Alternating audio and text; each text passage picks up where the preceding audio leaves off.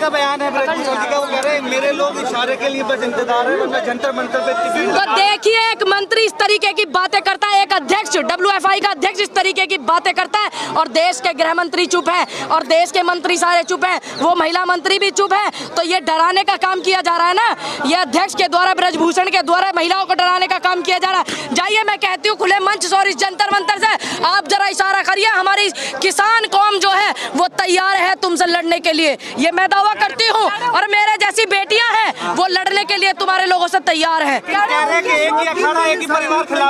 उनके सपोर्ट में जो लोग हैं वो भी पीड़ित है। वो कैसे पीड़ित है? वो क्यों पीड़ित है? वो तो ठीक मलाई चाट रहे हैं, वो तो बैठ करके एसीओ में बैठे हैं। यहाँ मैं देख रही हूँ लाइट तक नहीं है, इतनी गर्मी पड़ रही है चमचमाती हुई। इन बेटियों के लिए, इन बहनों के लिए जो है वो नहीं है यहाँ पे, इतना लाइट भी बंद। और अभी मैं बता दूं 70-80 गाड़ियां सिंघू बॉर्डर से पंजाब हरियाणा से समर्थन में आ रही थी, उनको रोक लिया गया सिंघू बॉर्डर पर, और मैं इस वाले रास्ते से आई हूँ। कम से कम 60-70 हमारे भाई खड़े थे, बुजुर्ग खड़े थे, उनको अंदर तक नहीं आने दिया। हम लोग खुद भाग करके आए हैं। बैरिकेडिंग है, लोग आने नहीं दिए। क्यों नहीं? और मैं बताऊं आपको, सुबह तो जो मीडिया की एजेंसियां हैं उनको भी आना अलाउ नहीं था। ये आप लोग जानते हैं, ये लोकतंत्र की हत्या है, ये जो है भय पैदा करने। मैं पूनम पंडित हूँ, मैं अपने समाज की तरफ से, उत्तर प्रदेश की तरफ से समर्थन करने के लिए, अपने किसान संगठन की तरफ से समर्थन करने के लिए आई हूँ।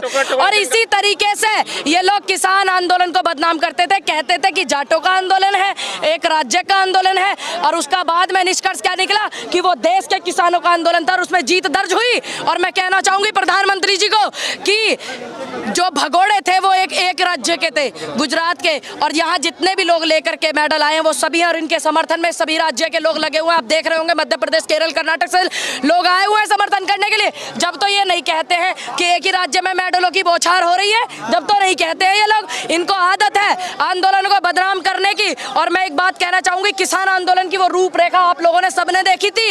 ये किसान आंदोलन बता रहे थे, एक बरादरी का बता रहे थे, एक समाज का बता रहे थे, लेकिन उसका निष्कर्ष क्या निकला? देश का आंदोलन था, उसकी जीत दर्ज हुई। देखिए, मैं आपको इतना कहना चाहूंगी, मैं उत्तर प्रदेश बुलंदशहर से आती हूँ और किसान की बेटी हूँ। किसानों के सम्मान बढ़ाने में चाहे मुझे कुछ भी जी जान से लगानी पड़ जाए, और इन बेटियों के लिए मैं वो करती रहूंगी, और ऐसे आंदोलन में समर्थन करती रहूंगी। इनका काम है, जब एक बजरंग दल के लोग तुम्हें ये करते हैं, लठ बजाते हैं, तुम्हारी बेटियों को उल्टा सीधा बोलते हैं, जब तुम पे नहीं बोला जाता, जब तुम पे ऐसे संगठन बैन नहीं करे जाते, बताइए। प्रियंका गांधी को चुनौती दे रहे हैं कि उत्तर प्रदेश में कहीं से भी लड़ सकती है मेरे से। प्रियंका गांधी तो चुनाव लड़ेंगी, वो राजनीतिक मुद्दा है राजनीतिक पार्टियों का। यहाँ मामला है देश के इन पहलवानों का, जो देश का सम्मान बढ़ाने वाले लोग हैं। देश की बेटियां बार-बार रो रही हैं। क्या उम्मीद है? मैं उम्मीद तो बहुत कुछ करती हूँ, लेकिन उम्मीद पर कभी प्रधानमंत्री खड़े नहीं उतरे, चाहे वो किसानों का आंदोलन हो।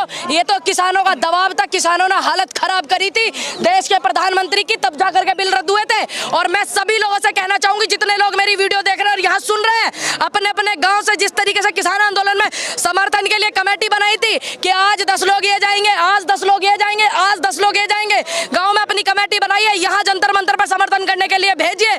अगर जरूरत पड़ी तो ये पहलवानों का धरना दिल्ली के बॉर्डरों पर होगा, जैसे किसान आंदोलन का हुआ था। जाइए, ये बात कह देती है।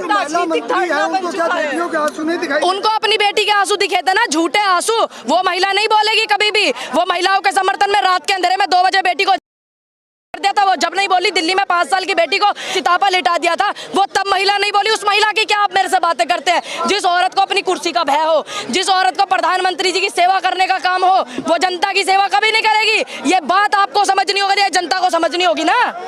वो बोल रही है क्या? नहीं बोल रही ना।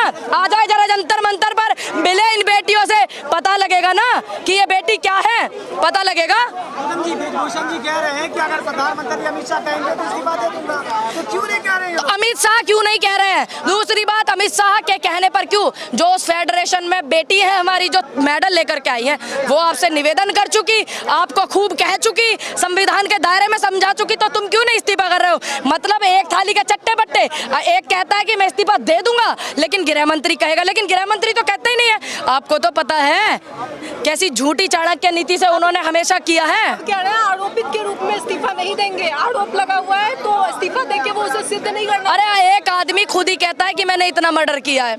एक आदमी ये बयान देता है, WFI का अध्यक्ष ब्रजभूषण ये कहता है कि मेरा क्या बिगाड़ लेंगे, मेरा क्या उखाड़ लेंगे, यही कहता है ना। और फिर भी उस पर कोई कार्रवाई नहीं। प्रधानमंत्री जी मौन है और बड़ी बड़ी रैलियों में व्यस्त है कर्नाटक के चुनाव में। तो ठीक है, आप गृह मंत्री जी को आदेश दीजिए।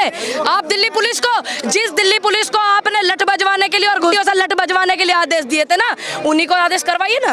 इन बेटियों पे लठ बजवाए थे। VIP आंदोलन करेंगे क्या रात के अंधेरे में? क्यों नहीं करेंगे आंदोलन? कौन है इनमें VIP? कौन है इनमें VIP? अंधेरे में वो आ रहा है। क्यों नहीं आएगा? क्यों नहीं आएगा? जब बेटियां जमीन पे सोएंगी तो हमें दर्द लगेगा। चारपाई भी आएंगी, कोई अपने घर से खाना भी लेके आएगा, कोई पानी की बोतल भी लेके आएगा। जिस तरीके से आंदोलन में समर्थन किया जाता है लोगों से, उस तरीके से होता है।